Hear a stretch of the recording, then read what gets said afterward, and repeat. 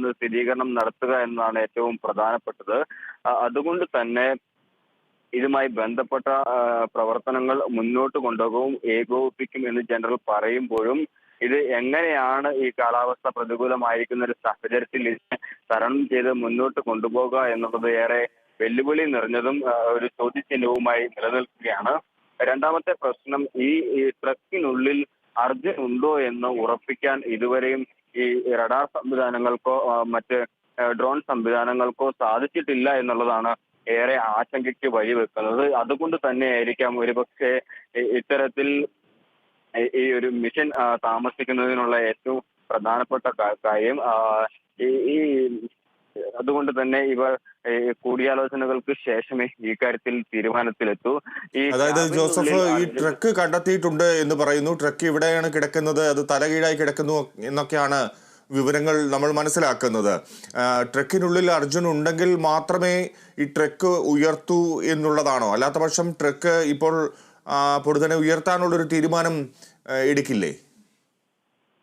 അർജുൻ ഈ ട്രക്കിൽ ഉണ്ടെങ്കിൽ മാത്രമേ ഈ ട്രക്ക് ഉയർത്തൂ എന്നാണ് ഏറ്റവും പ്രധാനപ്പെട്ടത്. കാരണം ട്രക്കിന്റെ ക്യാബിൻ ഉള്ളിൽ കാണുമെന്ന് തന്നെയാണ് ഈ ഭാരത് ബെൻസിന്റെ അധികൃതർ പറയുന്നത്. കാരണം ഒരു അപകടം ഉണ്ടാകുന്ന സമയത്ത് ഈ വാഹനത്തിന്റെ ഡോറുകൾ ലോക്ക് ആകുമെന്നാണ് അവർ തറപ്പിച്ച് പറയുന്നത്. പക്ഷേ ഇത് എത്രത്തോളം വിശ്വസനീയമാണ് എന്നതിൽ സംശയവുമുണ്ട്. കാരണം ഇത്രയും വലിയൊരു അപകടത്തിൽ ഈ വലിയ സ്ഥാനഭ്രംശം സംഭവിച്ച ഒരു ലോറിയിൽ നിന്ന് ഒരു ഡ്രൈവർ അതിൻ്റെ ഉള്ളിൽ തന്നെ ഉണ്ടാകുമോ അതോ പുറത്തേക്ക് തെറിച്ച് വീണിട്ടുണ്ടോ എന്നുള്ളതെല്ലാം സംശയാസ്പദമായിട്ടുള്ള കാര്യമാണ്. എന്തായാലും ഭാരത് ബെൻസ് അധികൃതർ നൽകുന്ന സൂചനകൾ പ്രകാരം നൽകുന്ന വിവരത്തിന്റെ അടിസ്ഥാനത്തിൽ ട്രക്കിന്റെ ക്യാബിനുള്ളിൽ അർജുൻ ഉണ്ടാകും. കാരണം ഒരു അപകട സമയത്ത് ട്രക്കിന്റെ ക്യാബിനുകൾ ലോക്ക് ആകും എന്ന് തന്നെയാണ് ഇപ്പോൾ മനസ്സിലാക്കാൻ സാധിച്ചിട്ടുള്ളത്. അങ്ങനെയെങ്കിൽ 100% ഉറപ്പിച്ച് പറയാം, അർജുൻ ട്രക്കിന്റെ ക്യാബിനുള്ളിൽ തന്നെ ഉണ്ടാകും.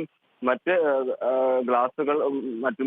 ഗ്ലാസുകൾ പൊട്ടി പുഴയിലേക്ക് തെറിച്ച് വീഴുന്ന ഒരു സാഹചര്യം ഉണ്ടായെങ്കിൽ മാത്രമേ മറ്റൊരു കാര്യങ്ങൾക്ക് വഴിതെളിക്കുകയുള്ളൂ. എന്തായാലും ഈ ചിത്രങ്ങൾ അതിനു വേണ്ടിയിട്ടാണ് ഈ സ്ഥാനം സംബന്ധിച്ചിട്ടുള്ള ചിത്രങ്ങൾ കൂടുതലെടുത്ത് ഈ പരിശോധനയ്ക്ക് വിധേയമാക്കിക്കൊണ്ടിരിക്കുന്നത്. ശരി ജോസഫ്, എന്തായാലും രക്ഷാദൗത്യം തുടരുക തന്നെ ചെയ്യും. അത് പുഴയിൽ ഒഴുക്ക് കൂടുതലാണ്, അതൊരു വെല്ലുവിളിയാണ്. അത്തരത്തിൽ ചെറിയ പ്രതിസന്ധികൾ മാത്രമാണ് നിലനിൽക്കുന്നത്. ശക്തമായ മഴ ആ പ്രദേശത്തുണ്ട്. മഴ മുന്നറിയിപ്പുകൾ നിലനിൽക്കുന്ന സാഹചര്യത്തിൽ രക്ഷാദൗത്യം എങ്ങനെ മുന്നോട്ട് കൊണ്ടുപോകും എന്നതിൽ ആശങ്കയുണ്ട്. മേഘന വിവരങ്ങളുമായി മറ്റു വിവരങ്ങൾ പങ്കുവെക്കും. മേഘന, ഇന്നലെ പല സൂചനകളും പല സിഗ്നലുകളും അവിടെ നിന്ന് ലഭിച്ചു എന്ന് നമ്മൾ മനസ്സിലാക്കിയിരുന്നു. ലോറിയുടെ സ്ഥാനം കണ്ടെത്തിയിരിക്കുന്നു, ലോറി എങ്ങനെയാണ് കിടക്കുന്നത് എന്ന് വ്യക്തമായിരുന്നു. ഐബോൺ ഉപയോഗിച്ചുള്ള തെരച്ചിൽ, അത്തരത്തിൽ സാധ്യമാകുന്ന എല്ലാ കാര്യങ്ങളും, എല്ലാ സാങ്കേതിക സംവിധാനങ്ങളും അവിടെ ഉപയോഗിക്കുന്നുണ്ട്. എങ്കിലും അർജുനെ കണ്ടെത്താൻ മാത്രം കഴിഞ്ഞില്ല എന്നുള്ളതാണ്. എങ്ങനെയാണ് ഇന്നലത്തെ മണിക്കൂറുകൾ കഴിഞ്ഞു പോയത്? പ്രതീക്ഷയോടെ നിലനിൽക്കുകയാണ് ഇപ്പോഴും. ഫിജി 11ാം ദിവസത്തിലേക്ക് കടക്കുമ്പോൾ മനുഷ്യസാധ്യമായതെല്ലാം ശിരൂരിലെ മേഖലയിൽ ചെയ്യുന്നുണ്ട് എന്നുള്ളത് തന്നെയാണ് ഇപ്പോൾ മനസ്സിലാക്കുന്നത്. ആദ്യഘട്ടത്തിൽ ഒക്കെ ഈ ഒരു രക്ഷാപ്രവർത്തനത്തിന്റെ തിരച്ചിലിന്റെ വേഗതയൊക്കെ കുറവാണ് എന്നുള്ള വിമർശനങ്ങളൊക്കെ വന്നിരുന്നെങ്കിലും ഇപ്പോൾ എല്ലാ രക്ഷാ സൈന്യങ്ങളും അല്ലെങ്കിൽ സേനയടക്കമുള്ളവരൊക്കെ ഒത്തുചേർന്നുകൊണ്ടുള്ള മനുഷ്യസാധ്യമായിട്ടുള്ള എല്ലാ കാര്യങ്ങളും ശിരൂരിലെ മേഖലയിൽ ചെയ്യുന്നുണ്ട്. അതിൽ പ്രധാനമായും ഇന്നലെ വൈകുന്നേരത്തോടു കൂടി തന്നെ അർജുനെ കണ്ടെത്താനാകും എന്നുള്ളൊരു പ്രതീക്ഷയായിരുന്നു ഉണ്ടായിരുന്നത്. റിട്ടയർഡ് ജനറലായിട്ടുള്ള ഇന്ദ്രബാലനായിരുന്നു ഈ ഒരു രക്ഷാപ്രവർത്തനവും തെരച്ചിലുമൊക്കെ ഏകോപിപ്പിച്ചിട്ടുണ്ടായിരുന്നത്. അതിനൂതന സാങ്കേതിക വിദ്യകൾ ഉപയോഗിച്ച്, അതായത് ഐബോർഡ് ഡ്രോൺ അടക്കമുള്ള തെർമൽ സ്കാനർ അടക്കമുള്ള അതിനൂതനമായിട്ടുള്ള സാങ്കേതിക വിദ്യകൾ ഉപയോഗിച്ചാണ് ഇന്നലെ അടക്കം തെരച്ചിൽ നടത്തിയിട്ടുണ്ടായിരുന്നത്. അങ്ങനെ ഈ ഐബോർഡ് ഡ്രോൺ ഉപയോഗിച്ച് നടത്തിയ ഒരു തെരച്ചിലാണ് 4 സ്ഥലത്ത് ഈ ഒരു ലോഹ സാന്നിധ്യം കണ്ടെത്തിയിട്ടുണ്ടായിരുന്നത്. അതിൽ 4 സ്ഥലം കണ്ടെത്തിയതിൽ അത് ഏതൊക്കെയാണ് എന്നുള്ള കാര്യം കൂടി ഈ തെരച്ചിൽ സംഘം വിശദീകരിച്ചിട്ടുണ്ടായിരുന്നു. അതിൽ ഒന്ന് ഒന്ന് ഈ റോഡിൻ്റെ കൈവരിയാണ്, മറ്റൊന്ന് ഈ അപകടത്തിൽ തകർന്ന അവിടുത്തെ ഒരു ടവർ, മറ്റൊന്ന് ഈ ഒരു എഞ്ചിൻ്റെ ഒരു എഞ്ചിൻ ഭാഗം, ഒരു ടാങ്കർ ലോറിയുടെ ഒരു എഞ്ചിൻ ഭാഗവും, നാലാമത്തെ സ്പോട്ടായി ഈ അർജുൻ്റെ വാഹനവുമാണ് എന്നുള്ളതാണ് ഇന്നലെ സ്ഥിരീകരിച്ചിട്ടുണ്ടായിരുന്നത്. പക്ഷേ അത് ഒരു സാങ്കേതികമായി കണ്ടുപിടിച്ചതല്ലാതെ ഒരു ഫിസിക്കൽ വെരിഫിക്കേഷൻ നടത്താൻ, അതായത് നദിയുടെ അടിത്തട്ടിലേക്ക് പോയി ഒരു വെരിഫിക്കേഷൻ നടത്താൻ വേണ്ടി ഇതുവരെ സാധിച്ചിട്ടില്ല. അത് മനുഷ്യസാധ്യമല്ല, അല്ലെങ്കിൽ ഇത്ര പരിശീലനം ലഭിച്ചിട്ടുള്ള നേവി ഉദ്യോഗസ്ഥർക്കടക്കം സ്കൂബ ഡൈവേഴ്സിനടക്കം സാധിക്കാത്തൊരു കാര്യം. കാരണം അത്രയും അടിയൊഴുക്ക് ഈ ഗംഗാവാലി നദിയിലുണ്ട്. അതുകൊണ്ട് തന്നെ ഈ ഒരു നദിയുടെ അടിത്തട്ടിലേക്ക് പോയി ഈ ഒരു സാന്നിധ്യം അവിടെ ഉണ്ടോ, അല്ലെങ്കിൽ അർജുൻ്റെ വാഹനം അവിടെ ഉണ്ടോ എന്നുള്ള കാര്യം കണ്ടുപിടിക്കാൻ അല്ലെങ്കിൽ സ്ഥിരീകരിക്കാൻ വേണ്ടി ഇതുവരെ സാധിച്ചിട്ടില്ല. ഇന്നലെ രാത്രി അടക്കം അതിനുള്ള ഒരു സാധ്യതകളൊക്കെ തേടിയിട്ടുണ്ടായിരുന്നെങ്കിലും കാലാവസ്ഥ പ്രതികൂലമായതിനാൽ ശക്തമായ മഴയും ഇപ്പോഴും ഓറഞ്ച് അലേർട്ട് നിലനിൽക്കുകയാണ്. അതുകൊണ്ട് ശക്തമായ മഴയടക്കം നിലനിൽക്കുന്നത് കൊണ്ട് തന്നെ ആ ഒരു തിരച്ചിൽ ഇന്നലെ രാത്രി ഉപേക്ഷിക്കുകയായിരുന്നു.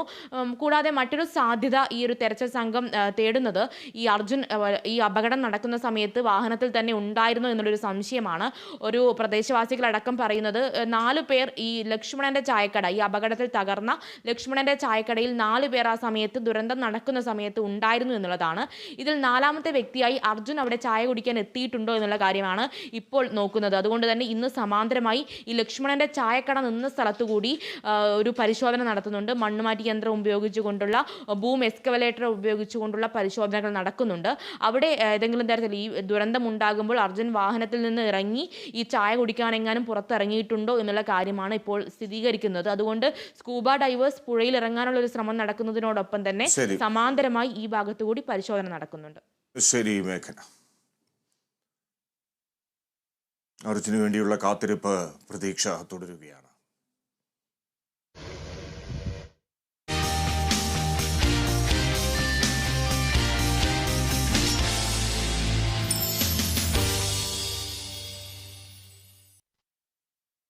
കായിക ലോകത്തെ വരവേൽക്കാനൊരുങ്ങി പാരീസ് ഒളിമ്പിക്സിന് ഇന്ന് ഔദ്യോഗിക തുടക്കം. രാത്രി 9 മണിക്കാണ് വർണ്ണാഭമായ ഉദ്ഘാടന ചടങ്ങുകൾ നടക്കുക.